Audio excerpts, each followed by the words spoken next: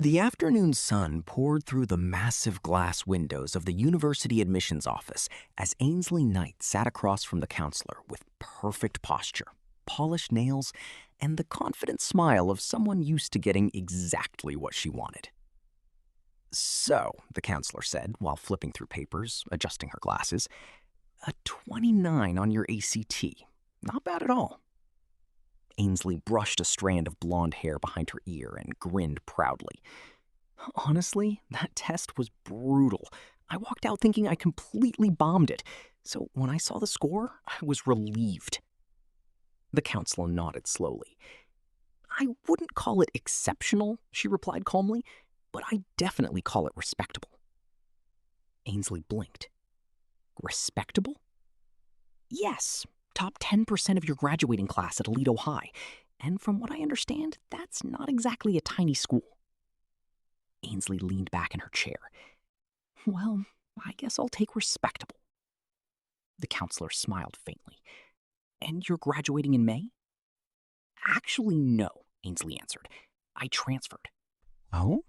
Abroad? Midland?" The counselor paused. "Midland? That's not exactly Europe." Ainsley laughed softly. "No, ma'am. Trust me, I noticed." "What caused such a dramatic life change?" Ainsley tilted her head. "Dramatic? Yes. You moved cities, changed schools, changed your future plans." Ainsley shrugged. "My parents got back together. My dad lives there." "Oil business?" "Yes, ma'am." The counselor nodded knowingly. "Texas oil money. That explains the boots." Ainsley smirked. "And the truck." "No interest in Texas Tech?" the counselor asked. "Well, I got accepted there." But Ainsley hesitated for a second. "I just needed a fresh start." The counselor studied her face carefully. "A fresh start from what?" Ainsley let out a quiet laugh. "My boyfriend, mostly." "Ah." "He scored a 17 on his ACT, so he's headed to junior college in Kilgore." "And you didn't want to follow him?" "Absolutely not," Ainsley replied quickly. "My daddy already hates the idea of me going anywhere east of I-35, unless it involves shopping in Dallas." The counselor chuckled. "And besides," Ainsley continued dramatically, "I would never go to junior college for a boy." "Never?" "If he played football on a tropical island in the Maldives, maybe, but not Kilgore." The counselor laughed harder this time. "But that still doesn't explain why you're cheering for TCU instead of Tech." Ainsley's expression changed immediately. "Because TCU doesn't have rules about cheerleaders dating athletes." "And that matters?" "Oh, very much." Before the conversation could continue, the office doors suddenly burst open. Two inspectors wearing official state badges stepped inside. "Inspector Hayes with THHSC, the older man announced. "Our inspection is scheduled for next week." The receptionist looked nervous. "You're early. We like surprises." Then music blasted through the hallway. Loud music. Dance music. The inspectors exchanged confused looks. What exactly is going on in there? The receptionist forced a smile. "Aerobics class?" The inspectors walked down the hallway suspiciously. As soon as they opened the doors, chaos exploded before them. Elderly residents were dancing wildly. Someone was standing on a table. Another old man was wearing a pirate hat while pouring tequila shots. And in the middle of the madness, a woman screamed, "Who wants another round?" The inspector's jaw dropped. What in God's name? "It's interpretive dance," someone shouted. The female inspector immediately spotted the alcohol bottles. "Who supplied the liquor?" An elderly woman sitting nearby crossed her arms. "I ain't saying shit." The inspector pointed aggressively. "Ma'am, sit down." "You can't tell me what to do," the woman snapped. "I don't even live here." "We are responsible for the safety of this facility." The woman narrowed her eyes. "What are y'all, the old people police?" A younger woman nearby started laughing uncontrollably. The male inspector stepped forward. "Ma'am, sit down now." "Make me." Everything froze. "Mom," someone whispered nervously. The inspector grabbed her arm. Big mistake. In one lightning-fast movement, she drove her knee directly into his groin. "Ah!" Then elbowed him square in the face. The second inspector lunged forward, but tripped over a chair and crashed into the floor. Thud. The room erupted into chaos. "Oh my God!" Did she just knock out a state inspector? Old people police got their asses kicked. The woman stood proudly, breathing hard. That son of a bitch tried grabbing me. Minutes later, lawyers arrived. Voices echoed through the hallway. "You uncuff my wife and daughter right now," an angry man shouted, "or my attorney will become the biggest headache of your career." One officer sighed. "Sir, calm down." "You think this is yelling?" the man roared. "This is yelling!" Across town, meanwhile, a small private airplane sat shaking violently on a windy runway. A nervous woman gripped her seat so hard her knuckles turned white. "How bad is the turbulence going to be?" she asked. The pilot shrugged casually. "Wind gusts around 70 miles an hour." Her eyes widened. 70?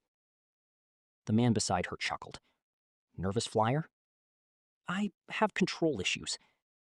"That explains the death grip."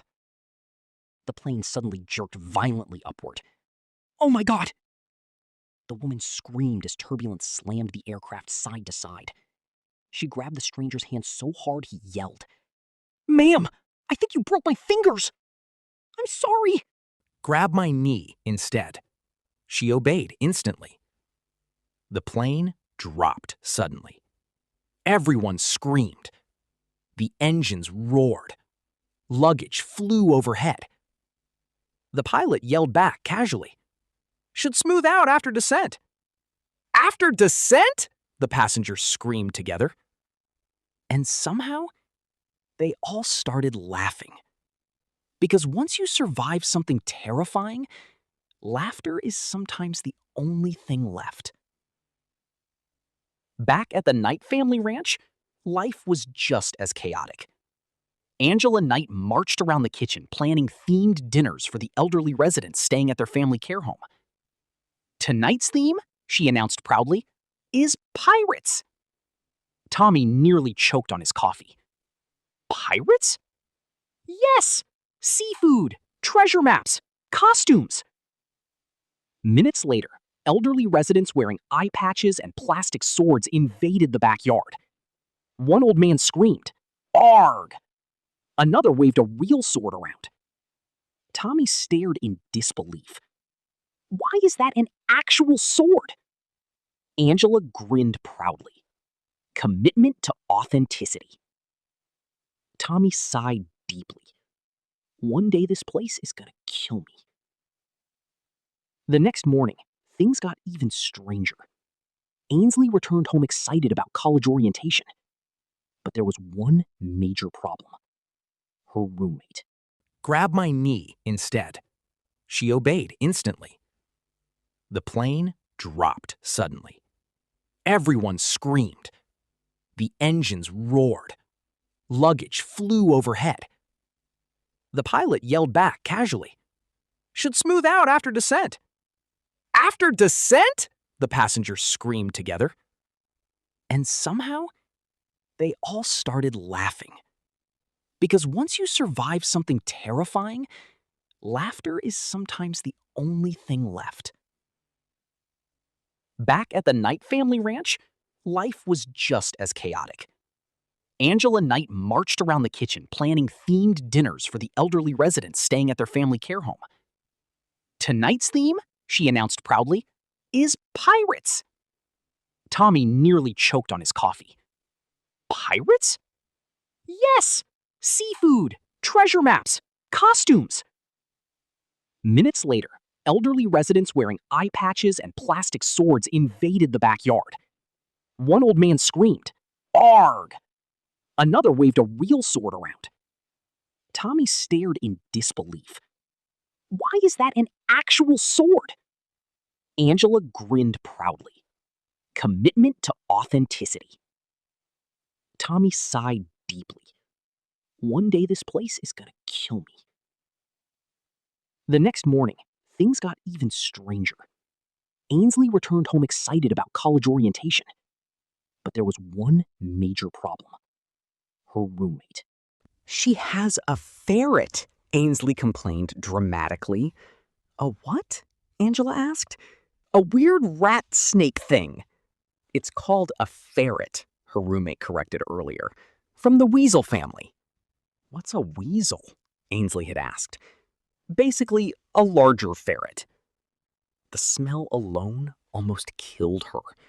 And according to the roommate, no music, no junk food, no loud talking, only vegan snacks. Ainsley was horrified. That's not a dorm room, she complained. That's prison with emotional support rodents. The admissions counselor tried explaining adulthood. College is about learning to coexist with people who are different from you. But she wants me to change everything. Then communicate. She didn't even ask what makes me comfortable.